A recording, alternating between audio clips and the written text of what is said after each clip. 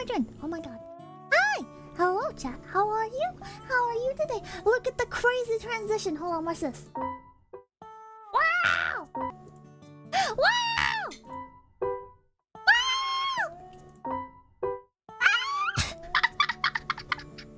Hi. Nice, I know, right? Hold on, watch this. Wow! Haven't used this in a while. Wait, don't forget about... Wait, I'm scared to click on things because I don't know how I have them set up, so I'm probably not going to. Anyways. So, today we are in Mabinogi Alexina server on channel Lori. You have to come find me. Things you find when you sort your scenes, indeed. And then we have 310 to Yuma up here in the top left, and and we're gonna read some 310 to Yuma. I feel kind of silly. Get your elephant out of my face! I feel kind of silly having 2 reading streams right in a row. I feel like that's very redundant. But you'll forgive me, right? You'll forgive me, right? Man, this fucking elephant. I hope there's a country out there that eats elephants. It doesn't actually matter. But, beat a Mabinogi player and Sigma Elephant Row. Ah! Is this the Pipkin Pippa? The famous pink Piccola Reddit rabbit? God damn it, chat. I get the stream out of the way, been rescheduled too much, exactly. There's a whole continent that eats elephants, really? Last stream had way more tangents than what do you mean? He has cows or elephant. Whoa, really? You have multiple gaming streams in a row. That's true. I don't know if it actually matters. Wait, where did I put the... Oh, here it is. Did you watch the VT League? Sadly, not.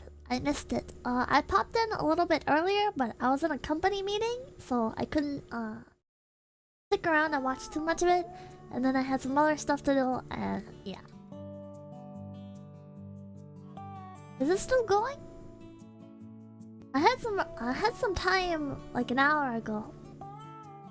Relax. Should I checked again. You should watch Vietnamese mod. I will have to check. Your feet won for PCG. Oh my god! Wait, PCG played today? And we won? Ended 3 hours. Oh, okay, so I would have had time anyways. Oh my god! Oh my god! Chat, I broke my phone case. Can you hear that? That is the sound. I have an OtterBox case on my phone. And I have just like completely destroyed it, and now I can't stop fiddling with it. PCG won 2-0. Oh my god. UbiCraft team had a player with the name Pippa. Please come back. I need to. Poor phone. Yeah.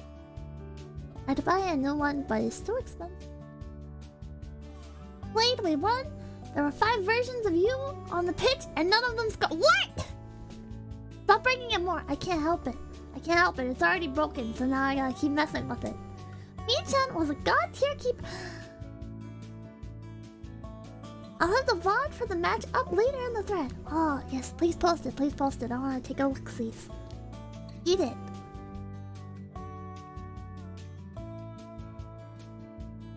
I don't think I can do that. Get a fidget spinner. I don't like fidget spinners. I like fidget cubes a bit, but they're too noisy. They make me self-conscious. I've fiddled with my phone case so much, my phone slid out and cracked a while. Oh my god. Ah, my eye! Man, there should be Pippa bingo, and on the bingo, it's moving the eye. Get a clicker. What's a clicker? Smells like mold in here. Make me food. No. The mechanical keyboard.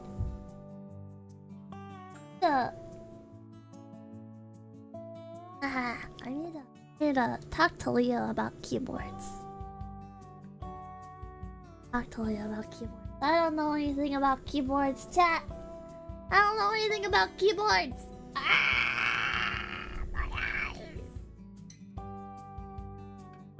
I don't know why it's only an issue when I sit down. Zippo lighter is the OG fidget spinner. Oh man, I feel like everybody had that one person in their life that would just sit there, flicking their lighter on and off. Just sitting there like, man. You need to clean your desk, you know? Yeah, definitely, actually. You know, fungal infection, oh no. No. Not my eyeballs. Those are meant for toes only, I thought. Butterfly knife. I would definitely kill someone. Take your leg. Does that actually work? Clean your room. Nah. My Yoshi has pink eye. No! No! Don't say that in game! People aren't gonna believe you! Tech decks were the best? Oh. Just one. Thank you for the 420. Thanks for calling my friend a nice character cute and Malvinogi last night. He got a kick out of your reaction to his male character. You're welcome. You're welcome. It caught me off guard. You can get dual butterfly knife. What are dual? God, my eye is still itchy! Hold on.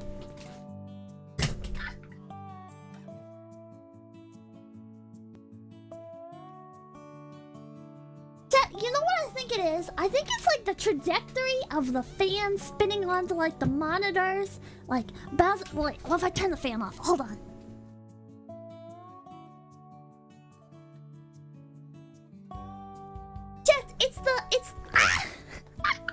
It's the trajectory of the fan spinning onto the monitors, creating a tornado of dust into the eye surface, refracting against the lens and the yeah. Clean your room. No. You're my mom. You can't make me clean my room.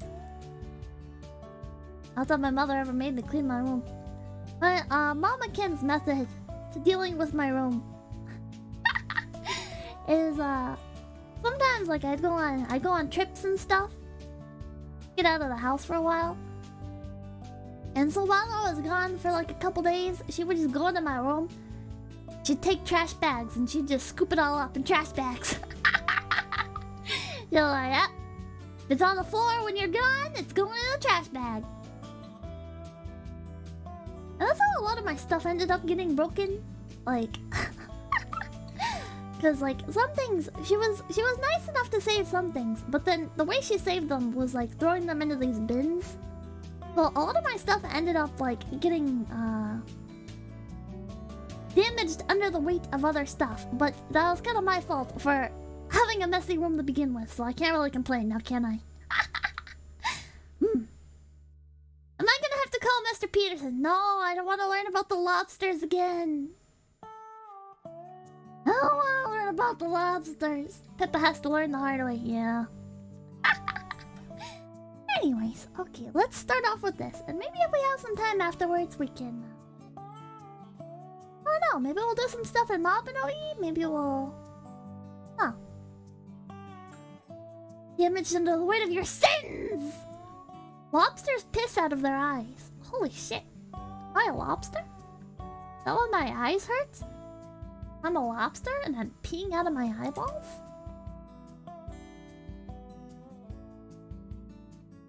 Anyways.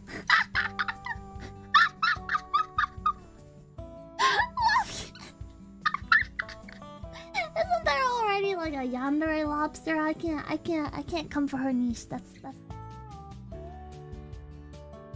anyways. Pee is stored in the eyeballs. Ben Shapiro. Why do people keep comparing me to Ben Shapiro? It's funny, chat. It's funny. Because, like, before, when I was, like, forcing my content more, people were, like, pretty chill with it, you know? But, like, now that I just say and do basically whatever I want, Now I see a lot of comments about me being a grifter, and it's like, man, this is like I know you can't argue with those kinds of people, but like it's just funny to me, like when I actually started just being myself more. Like that's when I get called the grifter, and not when I was like intentionally trying to feed into the algorithm and stuff. I don't know, it's just like, man.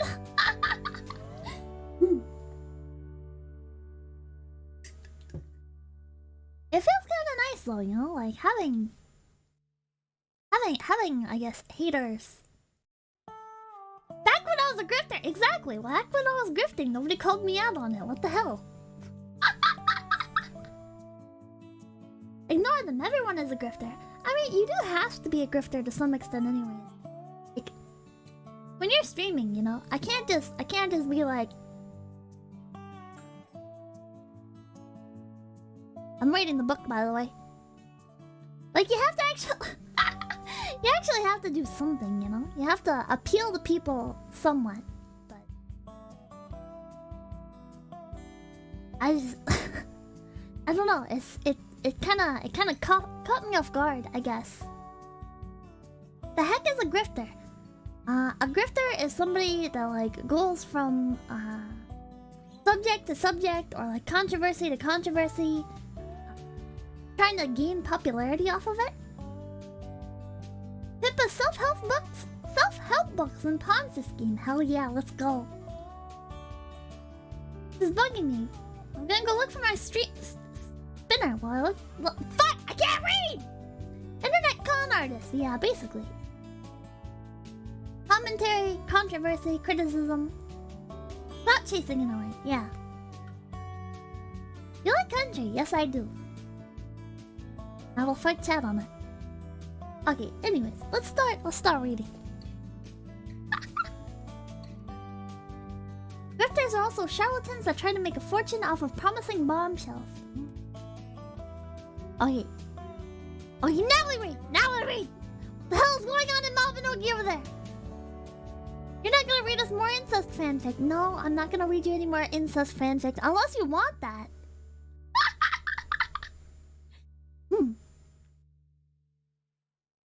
310 to Yuma by Elmore Leonard. Leonard? Leonard? Leonard? Leonard?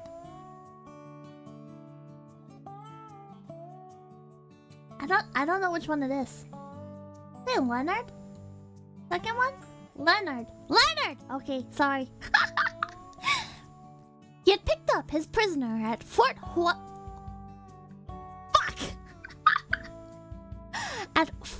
Fort Huachuca. Shortly after midnight, and now, in the silent early morning mist, they approached contention. The two riders moved slowly, one behind the other. Entering Stockman Street, Paul Scanlon glanced back at the open country with the wet haze blanketing its flatness. Thinking of the long ride from Huachuca, relieved that this much was over. When his body turned again. Fuck! Hold on, I'm gonna take a sip of my coffee and then I'm just gonna redo this entire paragraph. This is bad. This is bad. Why am I so illiterate right now? Woo! Woo! Can you hear me, Chuck? Can you hear me? I speak from the bottle. Woo! I don't need a voice filter. I have the bottle of ominousness. Ominousness. Ominous?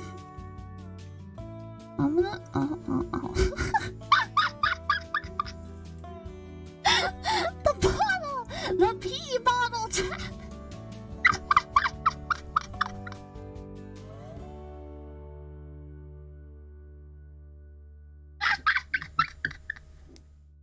Anyways. Yeah, she's stalling until she remembers how to read.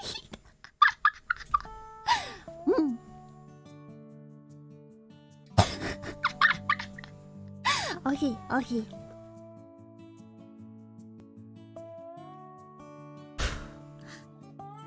Breathing exercises. Okay, let's go.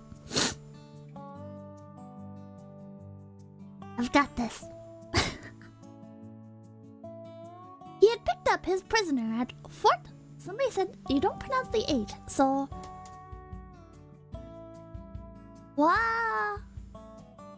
Wakuka? Wakuka? Is it Wakuka? He had picked up his prisoner at Fort Wakuka shortly after midnight, and now, in a silent early morning mist, they approached contention. Chuka. What? Wachuka.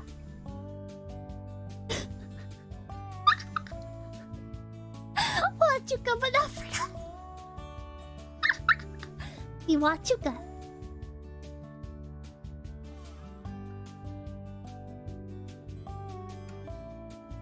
What you got there?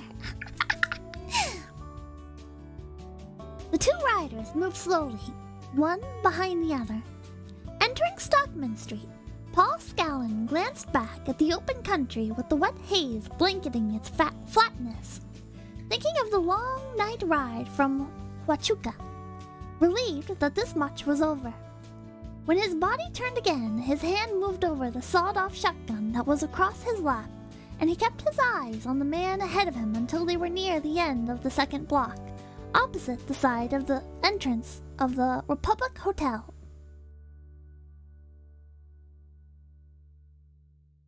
Army base, huh? He said just above a whisper, though it was clear in the silence. End of the line. Man turned in his saddle, looking at Scallon curiously. The jail's around on Commercial. I want you to be comfortable. Scallon stepped out of the saddle, lifting a Winchester from the boots, and walked toward the hotel's side door. A figure stood in the gloom of the doorway, behind the screen, and as Scallon reached the steps, the screen door opened. Are you the marshal? Yes, sir. Scallon's voice was soft and without emotion. Deputy from Brisbane.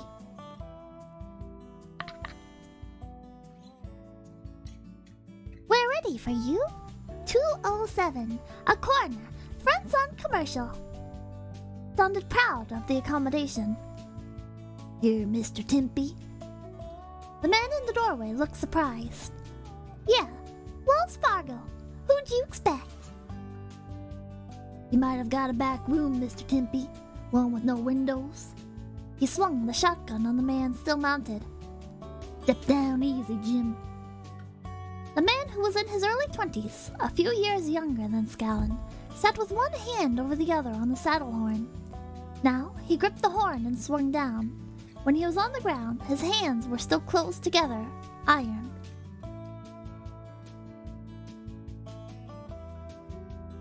Iron manacles holding them 3 chain lengths apart.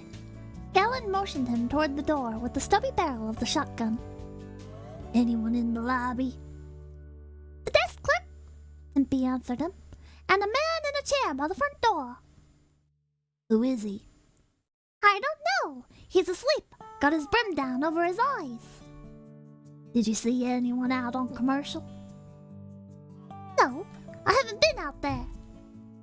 At first, he had seemed nervous, but now he was irritated, and a frown made his face pout childishly. Scallon said calmly, Mr. Timpy, it was your line this man robbed. You want to see him go all the way to Yuma, don't you? Certainly I do. His eyes went to the outlaw, Jim Kidd, then back to Scallon hurriedly. But why all the melodrama? The man's under arrest, already been sentenced. But he's not in jail till he walks through the gates of Yuma, Scallon said. I'm only one man, Mr. Timpy, and I've got to get him there. Well, damn it, I'm not the law. Why didn't you bring men with you? All I know is I got a wire from our Brisbane office to get a hotel room and meet you here in the morning of November 3rd. There weren't any instructions that I had to get myself deputized to marshal. That's your job. I know it is, Mr. Timpy, Scallon said, and smiled, though it was an effort. But I want to make sure no one knows Jim Kidd's in contention until after train time this afternoon.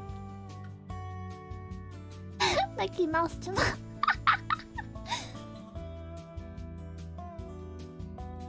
Jim Kid had been looking... I was thinking about Mickey Mouse now. Jim Kid had been looking from one to the other with a faintly amused grin. Now he said to Timpy, "He means he's afraid somebody's gonna jump him." He smiled at Scallon. "That Marshall must have really sold you a bill of goods. What's he talking about?" Timpy said. Oh wait, no, I think it was Jim Kid saying this. My bad. Kid went on before Scallon could answer. "They hid me in the Hakushika lockup because they knew nobody could get at me there. And finally, the Brisbane Marshal gets a plane. He and some others hopped the train in Benson last night, heading for Yuma, with an army prisoner passed off as me." Kid laughed, as if the idea were ridiculous. "Is that right?" Timpy said. Scallon nodded. "Pretty much right." I don't know who's saying what. How does he know all about it? "Got ears and 10 fingers to add with." I don't like it. Why just one name? Every deputy from here down to Brisbane is out trying to scare up the rest of them. Jim here is the only one we caught," Scallon explained, then added, "Alive." Timpy shot a glance at the outlaw. "Is he the one who killed Dick Moons?" "One of the passengers swears he saw who did it, and he didn't identify Kid at the trial." Timpy shook his head. "It's drove for us a long time. You know his brother lives here in contention. When he heard about it, he almost went crazy." He hesitated and then said again, "I don't like it." Scallon felt his patience wearing away, but he kept his voice, and even when he said, "Maybe I don't either, but what you like and what I like aren't going to matter a whole lot with the Marshal past Tucson by now. You can grumble about it all you want, Mr. Timpy, as long as you keep it under your breath. Jim's got friends, and since I have to haul him clear across the territory, I'd just as soon they didn't know about it." No R in Brisbane. My bad. Timpy fidgeted nervously. "I don't know why I have to get dragged into this. My job's got nothing to do with law enforcement." "You have the room key?" "In the door. All I'm responsible for is the stage run between here and Tucson." Scallon shoved the Winchester at him. "If you'll take care of this and the horses till I get back, I'll be obliged to you. And I know I don't have to ask you not to mention we're at the hotel." He waved the shotgun and nodded, and Jim Kid went ahead of him through the side door into the hotel lobby. Scallon was astride behind him, holding the stubby shotgun close to his leg. "Up the stairs on the right, Jim." Kid started up, but Scallon paused to glance at the figure in the armchair near the front.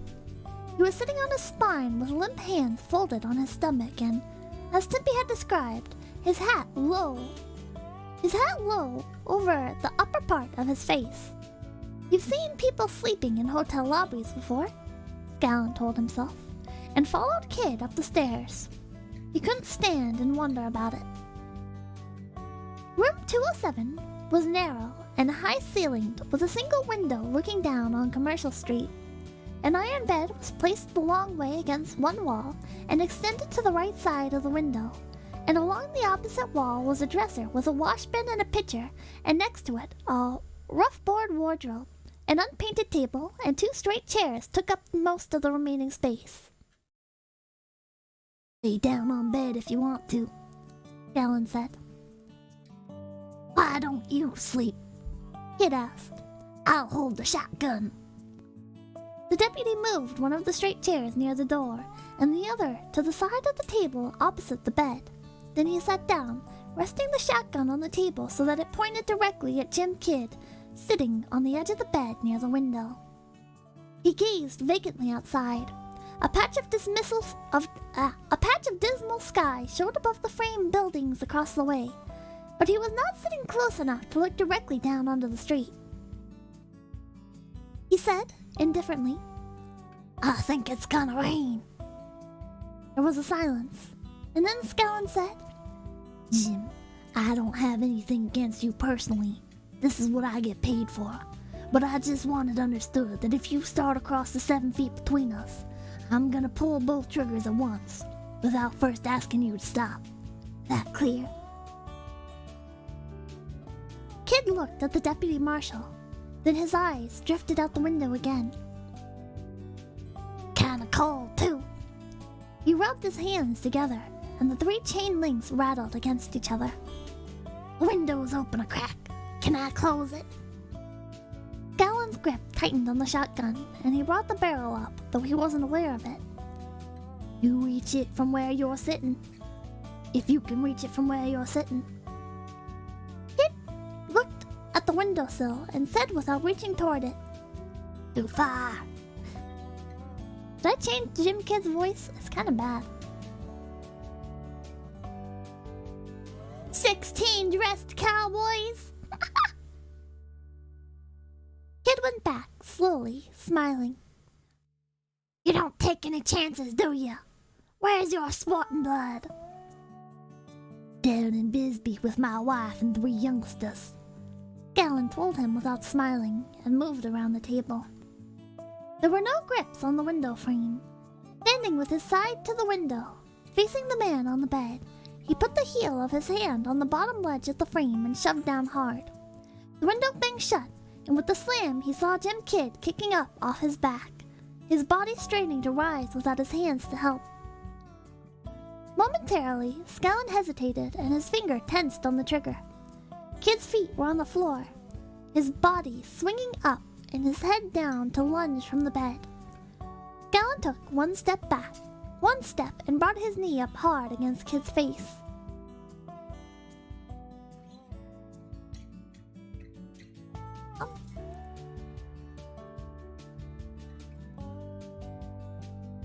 I was gonna thank you for the dono, but sounds fine, but change it if you want.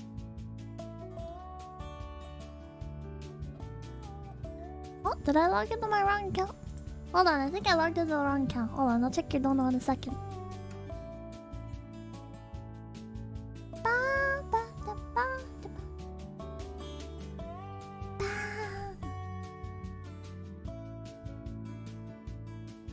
Anna, thank you for the $2. If you read more Rainbow Fix, please do it in the rough cowboy voice.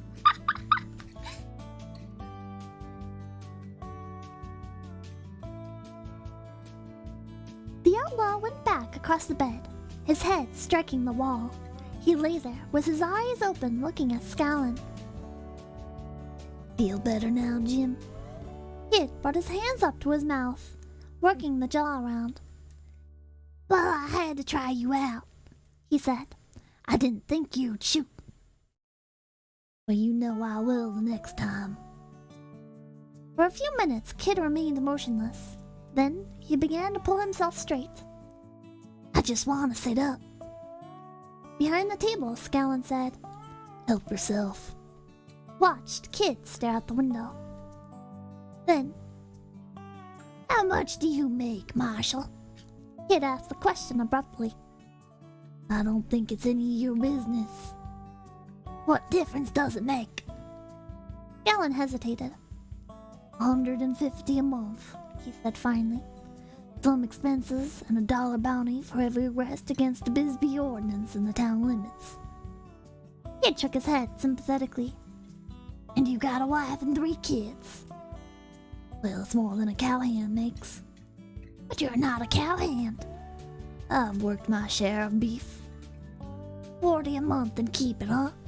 Kid laughed. "That's right, 40 a month," Scallon said. He felt awkward. "How much do you make?" Kid grinned. When he smiled, he looked very young, hardly out of his teens. "Name a month," he said. "It varies." "You've made a lot of money." "Enough. I can buy what I want." What are you going to be wanting the next 5 years?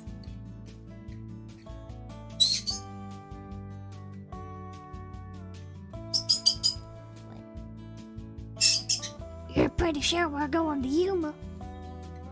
Pretty sure we're not, Galen said. Well, I've got 2 train passes and a shotgun that says we are. What have you got? Kid smiled. You'll see. Then, he said right after it, his tone changing. What made you join the law? The money, Galen answered, and felt foolish as he said it. But he went on. I was working for a spread over by the Pantana Wash when old Nana broke loose and raised hell up in the Santa Rosa Valley. The army was going around in circles, so the Pima County Marshal got up a bunch to help out, and we tracked Apaches almost all spring. The Marshal and I got along fine, so he offered me a deputy job if I wanted it. He wanted to say that he started for 75 and worked up to the 150, but he didn't.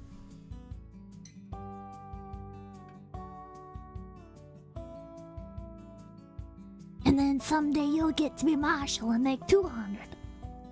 Maybe. And then one night a drunk cowhand you'll never see will be tearing up somebody's saloon, and you'll go in and arrest him, and he'll drill you with a lucky shot before you get your guns out. So you're telling me I'm crazy? If you don't already know it. Galen took his hand off the shotgun and pulled tobacco and paper from his shirt pocket and began rolling a cigarette. Have you figured out yet what my price is? Kid looked startled, momentarily, but the grin returned. No, I haven't. Maybe you come higher than I thought. Galen scratched a match across the table, lighted the cigarette, then threw it to the floor between Kid's boots. Don't have enough money, Jim.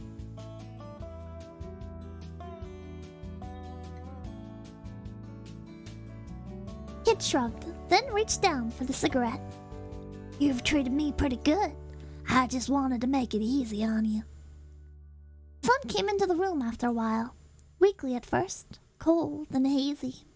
Then it warmed and brightened and cast an oblong patch of light between the bed and the table. The morning wore on slowly, because there was nothing to do, and each man sat restlessly, thinking about somewhere else. Though it was a restlessness within, and it showed on neither of them. The deputy rolled cigarettes for the outlaw and himself, and most of the time they smoked in silence. Bird prisoner, shh! Once Kid asked him what time the train left. Told him shortly after 3, but Kid made no comment. Galen went to the window and looked out at the narrow rutted road that was Commercial Street. He pulled a watch from his vest pocket and looked at it. It was almost noon, yet there were few people about. He wondered about this and asked himself if it was unnaturally quiet for a Saturday noon in contention, or if it were just his nerves. You accidentally say bird prisoner. I was yelling at bird prisoner. Bird prisoner keeps speaking up. He studied the man standing under the wooden awning across the street, leaning idly against a support post with his thumbs hooked in his belt and his flat-crowned hat on the back of his head. There was something familiar about him, and each time Skellen had gone to the window, a few times during the past hour, the man had been there. He glanced at Jim Kidd lying across the bed, then looked out the window in time to see another man moving up next to the one at the post. They stood together for the space of a minute before the second man turned a horse from the tie rail, swung up, and rode off down the street. The man at the post watched him go and tilted his hat against the sun glare, and then it registered. With the hat low on his forehead, Skellen saw him again as he had that morning. The man lying in the armchair, as if he was asleep. He saw his wife then, and the 3 youngsters, and he could almost feel the little girl sitting on his lap where she had climbed up to kiss him goodbye, and he had promised to bring her something from Tucson. He didn't know why they had to come to him all of a sudden, and after he had put them out of his mind, since there was no room now, there was an upset feeling inside as if he had swallowed something that would not go down all the way. His heart beat a little faster. Like it was part of the book. Apologies. Bird Prisoner contributes to the ambiance. Bird Prisoner did nothing wrong. Or Birdo did nothing wrong. Hello! Gym Kid was smiling up at him. Anybody I know? I didn't think it showed. Like the sun going down. Galen glanced at the man across the street and then the Gym Kid. Come here. He nodded to the window. Tell me who your friend is over there. Kid half rose and leaned over, looking out the window, then sat down again. Charlie Prince. Somebody else just went for help. Charlie doesn't need help. How did you know you were going to be in contention? You told that Wells Fargo man I had friends, and about the posses chasing around in the hills. Figure it out for yourself. You could be looking out a window in Benson and saying the same thing. They're not going to do you any good. I don't know any man who'd get himself killed for $150. Kid paused, especially a man with a wife and young ones. Men rode into town in something less than an hour later. Galen heard the horses coming up Commercial and went to the window to see 6 riders pull to a stop and range themselves in a line in the middle of the street facing the hotel. Charlie Prince stood behind them, leaning against the post. Then he moved away from it, leisurely, and stepped into the street. He walked between the horses and stopped in front of them just below the window. He cupped his hands to his mouth and shouted, "Jim!" In the quiet street, it was like a pistol shot.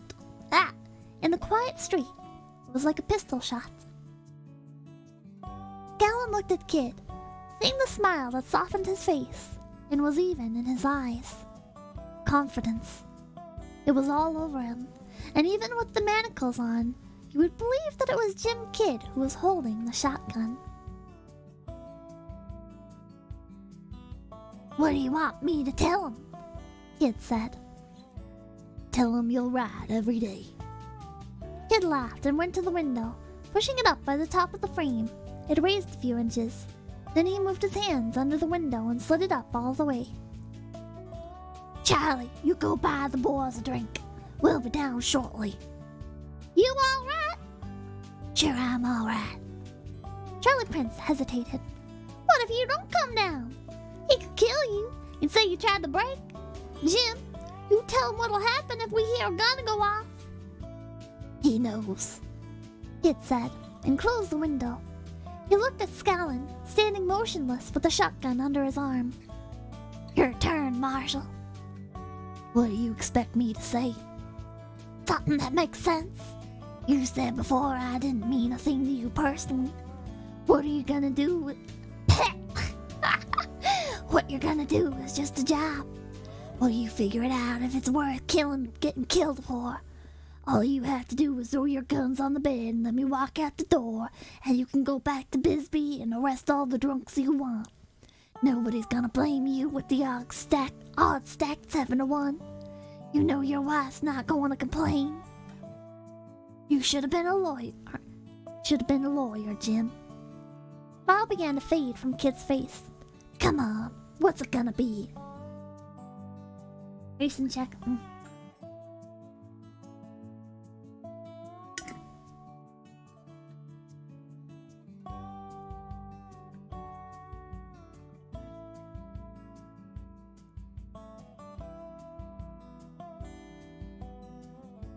The door rattled with 3 knocks in quick succession. Abruptly, the room was silent. The 2 men looked at each other, and now the smile disappeared from Kid's face completely.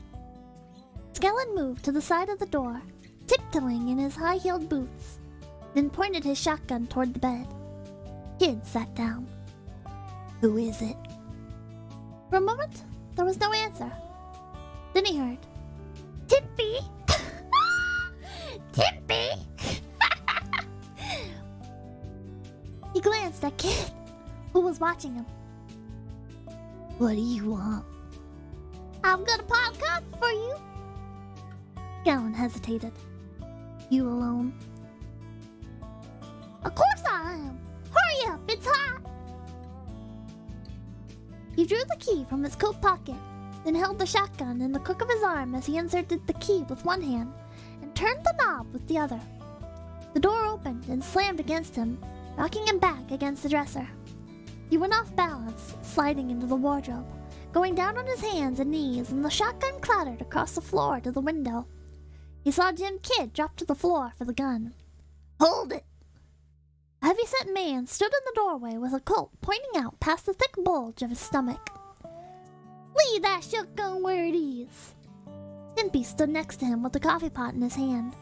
There was coffee down the front of his suit, on the door, and on the flooring.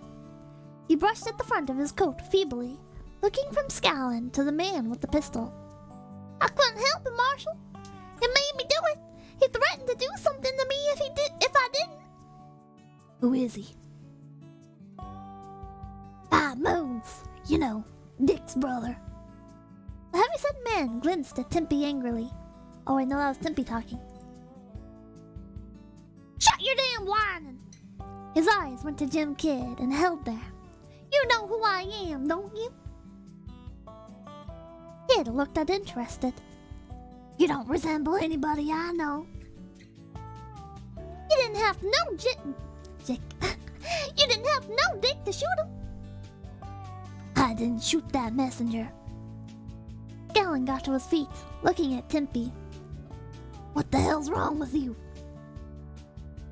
I couldn't help it. He forced me. How did he know we were in here?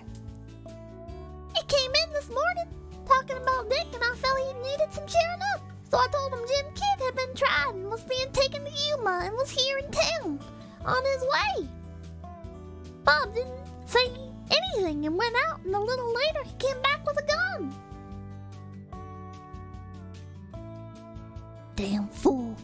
Scallon shook his head warily. Never mind all the talk. Moons kept the pistol on Kid. I would have found him sooner or later. This way everybody gets saved a long train ride. You pull that trigger, Scallon said, and you'll hang for murder. Like he did for killing Dick. A jury said he didn't do it. Scallon took a step toward the big man. And I'm damned if I'm gonna let you pass another sentence. You stay put or I'll pass sentence on you. Scallon moved a slow step nearer. Hand me the gun, Bob. I'm warning you. Get the hell out of the way and let me do what I came for.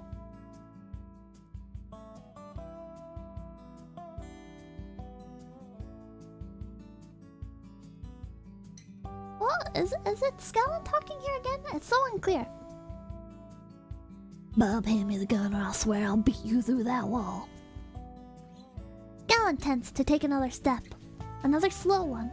He saw Moon's eyes dart from him to Kid, and in that instant he knew it would be his only chance.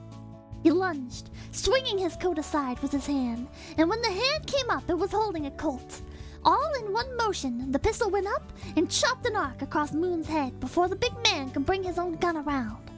His hat flew off as the barrel swiped his skull and went back against the wall heavily, then sank to the floor.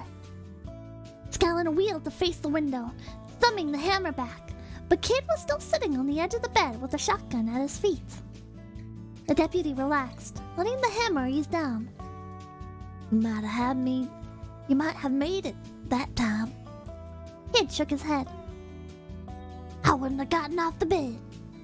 There was a note of surprise in his voice. You know, you're pretty good. At 2:15, Scallon looked at his watch, then stood up, pushing the chair back. The shotgun was under his arm. In less than an hour, they would leave the hotel. Walk over to Commercial to Stockman, and then Stockman to the station. 3 blocks. He wanted to go all the way. He wanted to get Jim Kid on that train. But he was afraid. He was afraid of what he might do once they were on the street. Even now his breath was short, and occasionally he would inhale and let the air out to calm himself. And he kept asking himself, It was worth it. People would be in the windows and the doors, though you wouldn't see them. They'd have their own feelings, and most of their hearts would be pounding, and they'd edge back of the door frames a little more. The man out on the street was something without a human nature or personality of its own. He was on a stage. The street was another world. Timpy sat on the chair in front of the door, and next to him, squatting on the floor with his back against the wall, was Moons. Gallon had unloaded Moon's pistol and placed it in the pitcher behind him. Kid was on the bed. Most of the time, he stared at Scallon. His face bore a puzzled expression, making his eyes frown, and sometimes he would cock his head as if studying the deputy from a different angle. Gallon stepped to the window now. Charlie Prince and another man were under the awning. The others were not in sight. "Ever changed your mind?" He'd asked him seriously. Gallon shook his head. "I don't understand you. You risk your neck to save my life. Now you'll risk it again to send me to prison." Gallon looked at the kid and suddenly felt closer to him than any man he knew. "Don't ask me, Jim," he said, and sat down again. After that, he looked at his watch every few minutes. At 5 minutes to 3, he walked to the door, motioning Timpy aside, and turned the key in the lock. "Let's go, Jim." When Kid was next to him, he prodded Moons with the gun barrel. "Over on the bed. Mister, if I see or hear about you on the street before train time, you'll face an attempted murder charge." He motioned Kid past him, then stepped into the hall and locked the door. They went down the stairs and crossed the lobby to the front door, Scallon astride behind with the shotgun barrel almost touching Kid's back. Passing through the doorway, he said as calmly as he could, "Turn left on Stockman and keep walking. No matter what you hear, keep walking." 1 second.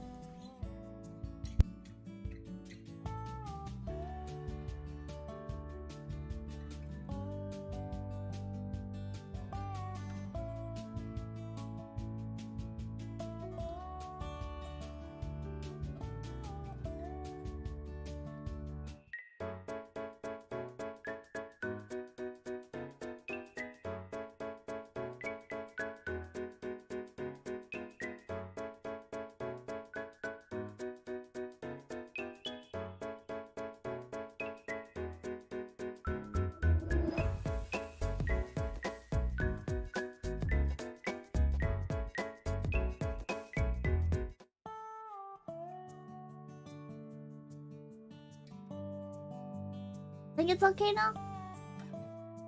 Why is Kana on screen? Oh, it was for like an earlier joke. Same text from last time. Yes, I haven't changed it. I'm taking a sip of my water. Yeah, bored prisoner broke free and is attacking. Mayoshi's about to commit a hate crime on screen. What? What the hell are you saying?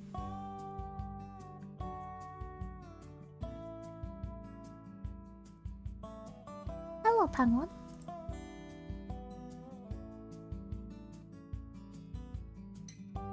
Hello. Lots of people here.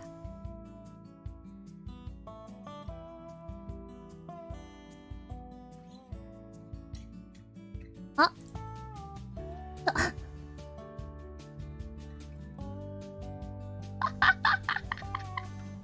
What the hell? What the hell is going on? Ever thought about letting bird prisoner sit on your shoulder while you stream? I've thought about it, but bird prisoner is pretty all over the place, and they would probably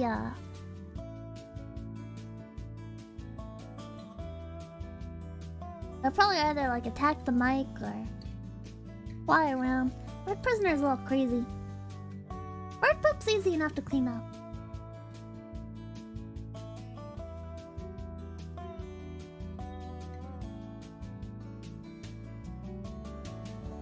Bird prisoner would be a rebel. I have to be very conscious of the time. I'm sorry, I'm trying to... trying to keep track of things because I have a play date with Iori. And I don't remember if it was at 10 or 11.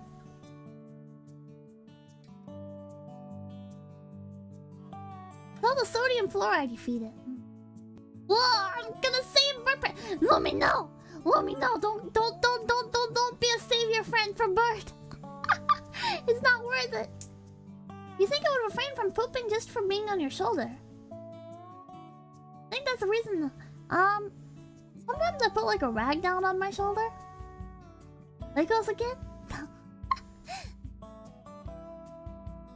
Again, what did we say about looking at her eyes? Lumi, when are you getting your 3D model? I saw Hylo's getting one, but when are you getting one?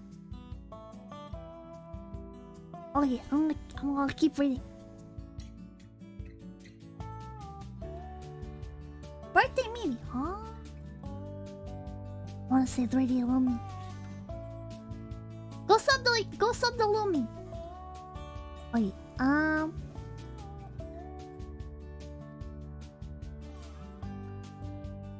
where was I?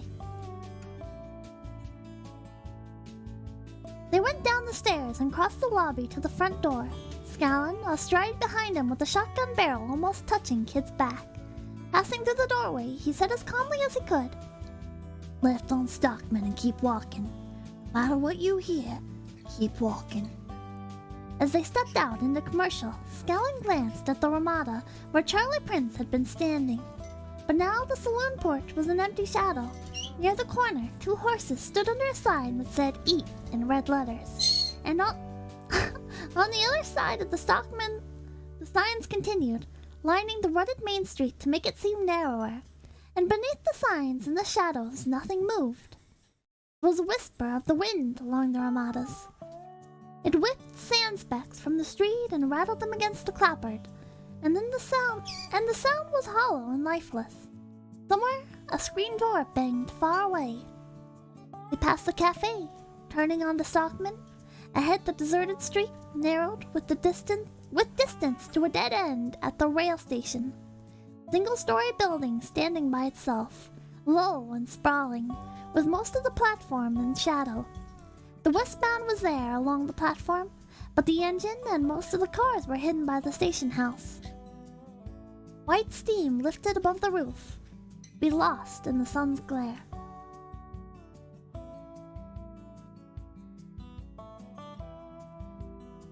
You care more for becoming a big pee-pee.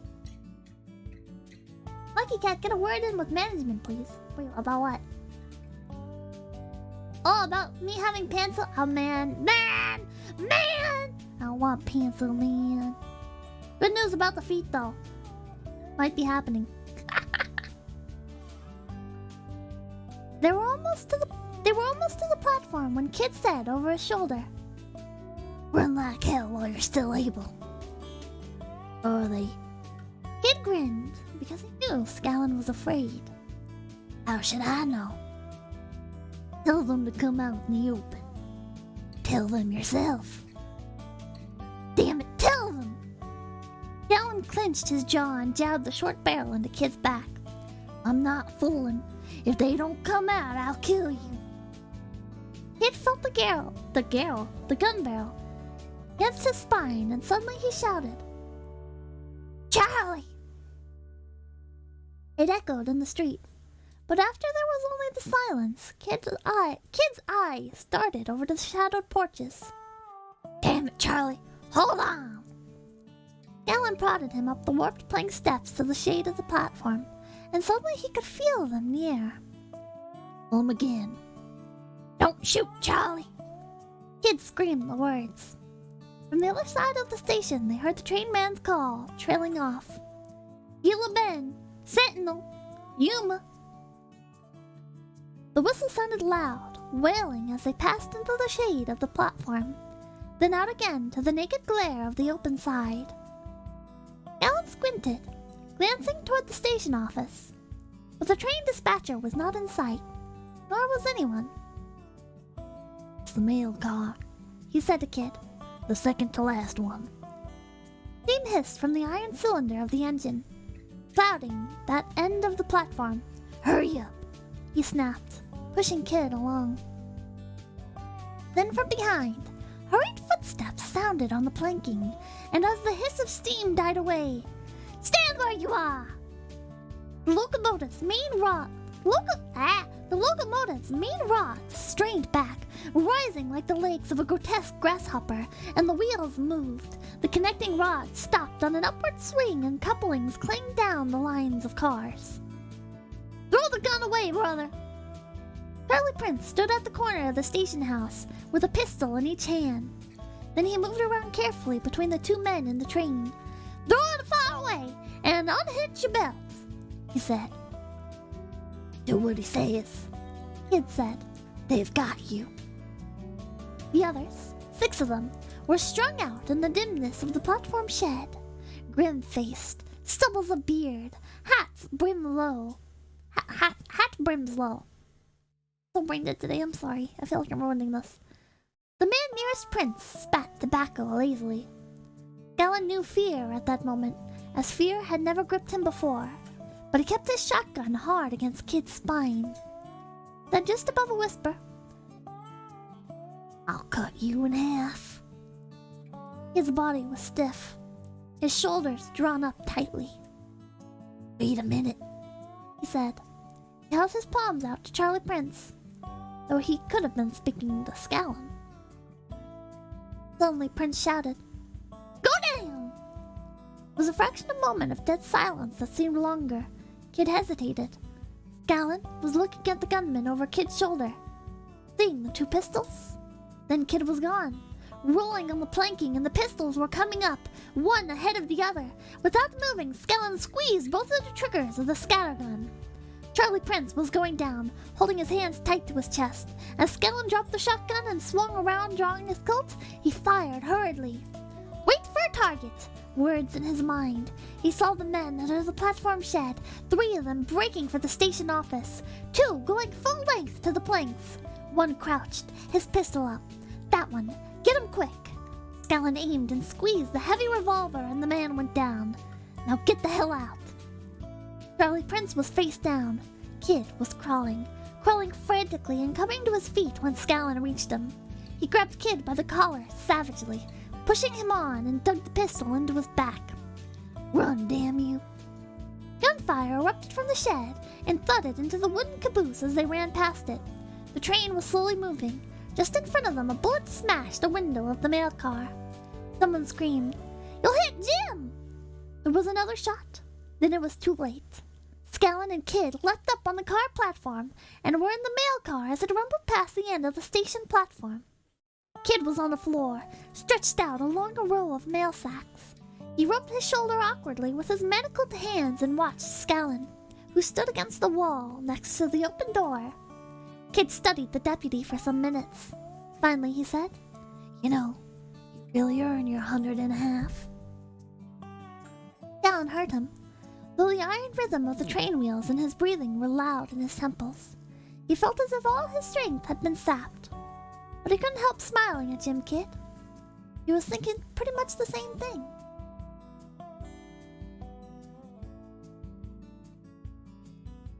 You learn it how? By shooting outlaws! Gun him down! Yeah!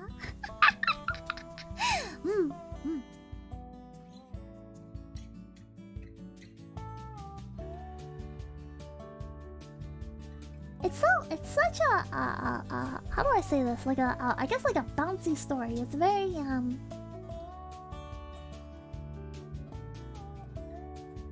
don't know. It doesn't have a lot of like the same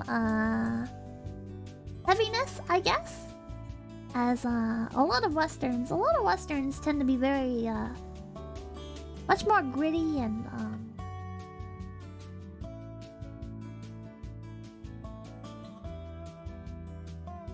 I don't know how to explain it. I really like how they tend to Yuma. It doesn't like it takes itself seriously. It's grounded in reality, but it's also not so serious that like it loses its sense of humor.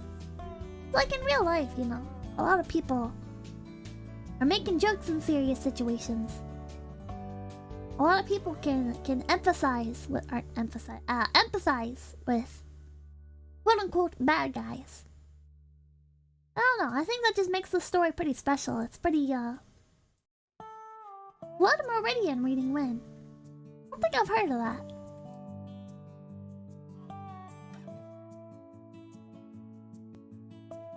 Looks like everybody's still on the meet.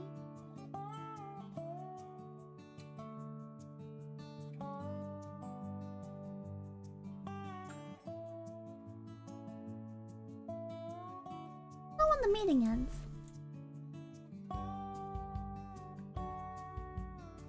Kinda anime-ish in a way. Literally gallows humor, yeah. First time? Close stream, Pip. You've gotten really good at your narration. Well, thank you, JL710. I was really tripping up today for some reason. Well, I don't know exactly what's wrong with me. I'm pretty tired. It's towards the end of the week, and towards the end of the week, I always end up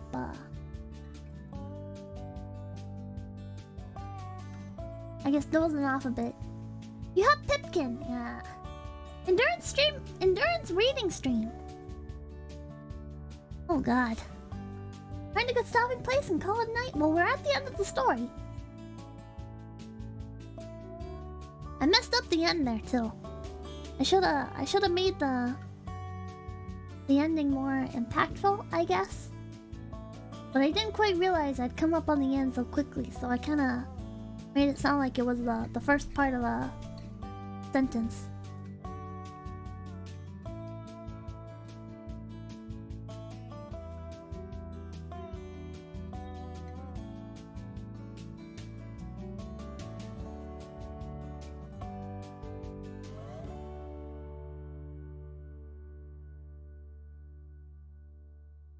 To circle back to the Remo fanfic from No!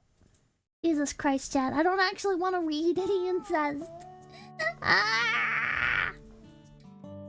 They all lived happily ever after.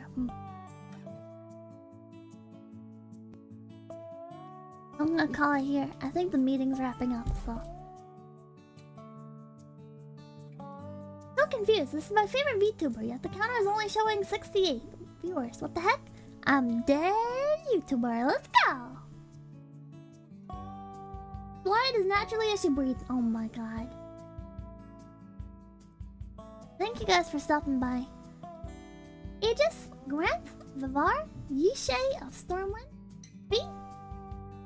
Reading streams filter the plebs. Plebs. DK Lark, Born Undead, Badger Cape, Greatest, Andres Castillo, I am June, Connie, Tony, and Valiant, Bellum, Mr. Mannequin, JL710, Unlucky Cat, the Sword Art Online Dick Riding Association, James, Vulcan, Hikimoto, Ike, Juan K, Grigori, Argo Blargo, Fetty, Asuiru, Mago Paddle, Badger Keep, Dog Barks, Stretch and Drink Water, that's a good idea. Kyle Kazuma, the Oppressed. Wars are an oppressed minority. Unvery, Beeps, Man Wars, the Milkman, Rock, Nameless Channel, Rizurdi, Vivar, Ben, Abaddon, Lucifer, Adrian G. Ojeda, the Justed One. Thank you guys for stopping by, and peace out. Fruitcakes.